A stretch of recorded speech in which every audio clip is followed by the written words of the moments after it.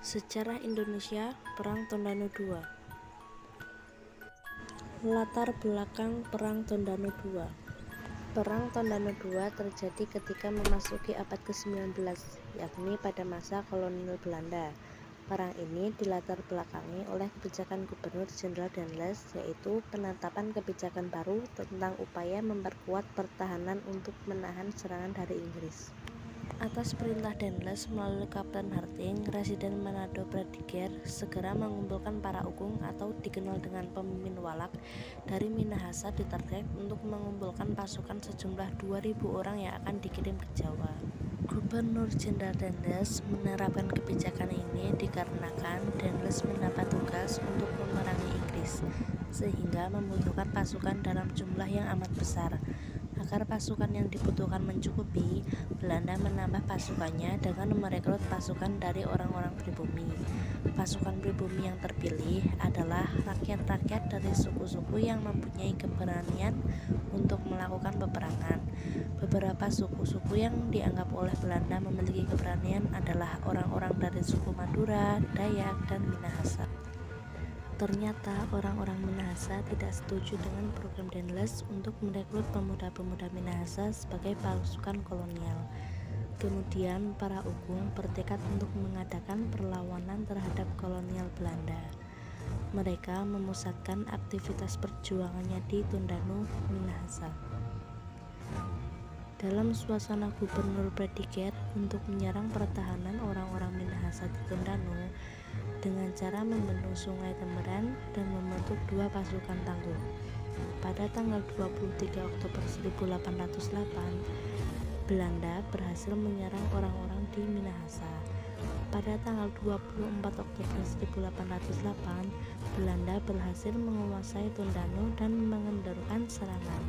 Tetapi kemudian orang-orang yang berada di wilayah Tondano muncul dengan melakukan serangan kepada pihak Belanda. Untuk Perang Tondano II ini berlangsung lama sampai pada bulan Agustus tahun 1809.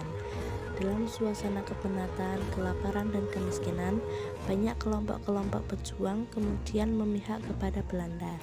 Namun dengan kekuatan yang tersisa yang ada dalam tubuh para pejuang Tondano itu, mereka terus memberikan perlawanan terhadap Belanda. Akhirnya pada tanggal 5 Agustus 1809, benteng pertahanan Muraya hancur bersama para dengan pejuang. Mereka memilih mati daripada menyerah kepada pihak Belanda.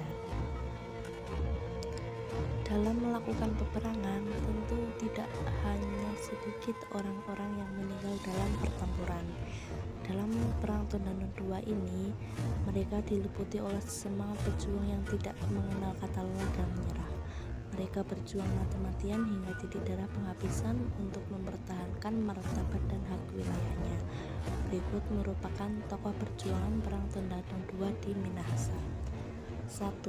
Tewu, tokoh perjuangan Minahasa yang mati-matian melakukan perlawanan pada Belanda di balik benteng Muraya, walaupun harus diakhiri dengan kematiannya di tanah tercintanya. Yang kedua ada Luming Kewas Matulandi, tokoh pejuang Minahasa yang melakukan pertahanan di balik benteng Muraya sampai dengan titik darah penghabisannya. Yang ketiga ada Serabung, tokoh perjuangan Minahasa yang mati-matian melakukan perlawanan pada Belanda di balik benteng Muraya, walaupun harus berakhir dengan kematiannya di tangan pasukan Belanda. Dan contoh yang keempat ada Kurengkeng, tokoh perjuangan Minahasa yang mati-matian melakukan perlawanan pada Belanda di balik benteng Muraya. Dan setelah benteng Muraya berhasil diruntuhkan oleh pasukan Belanda, rakyat Minahasa sudah tidak dapat lagi melakukan perlawanan. Waktu sang surya menampakkan cahayanya di ufuk timur, para pahlawan pejuang Minahasa sudah tak tampak lagi. Semua yang tersisa hanya puing-puing dan runtuhan benteng besertai dengan mayat-mayat para pejuang itu. Sekian, terima kasih.